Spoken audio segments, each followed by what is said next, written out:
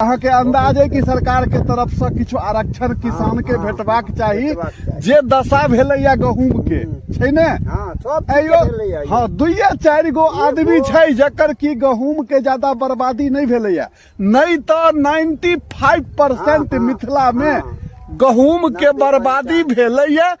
आ ज्यादातर किसान के गहूम खस पड़लै, पानी में डूबी गेलै, सड़ गेलै, कारी सियाह भ गेलै, मिरहिन्नी भ गेलै, दाना की ने भ गेलै, जे कहू से कम भेलै।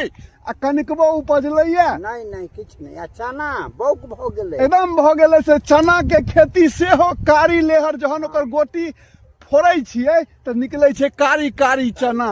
आश्चर्य छै यो, एहि बेर का मिथिला में जे खेती देखलियै या बस 1000 में 1-2 आदमी के खेती जे छै से नीक छै। आब गाछी के बगल में खेत रहला से आब की भाग से कि कथी से ओकर खेती नीक छै से ने हम अखन तक जान पेलिया ओते मूल रूप से।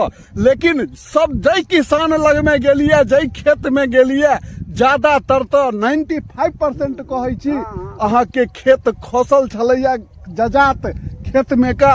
एकदम किसान सब एहि बेर हक्कन लोरे कनलखिन है, ओकरा काटो में, ओकरा दौनी कराबो में, ओकरा घर ल जाए में, ओहि अन्न के अखनो अहाँ के खसल छै है जे पूर्ण रूप से खेत खसल छै, जजात खसल छै। आंधी के कारण, पानी के कारण, पत्थर के कारण से अहाँ के अखनो धरि नहीं कटेलैया। जौन भेटबे नहीं करे छै भाई, जौन नहीं भेटै छै आ रीपर मशीन से ओ कटाई नहीं छै। बड़ा दुविधा के विषय छै यौ, एहन नहीं देखलियै।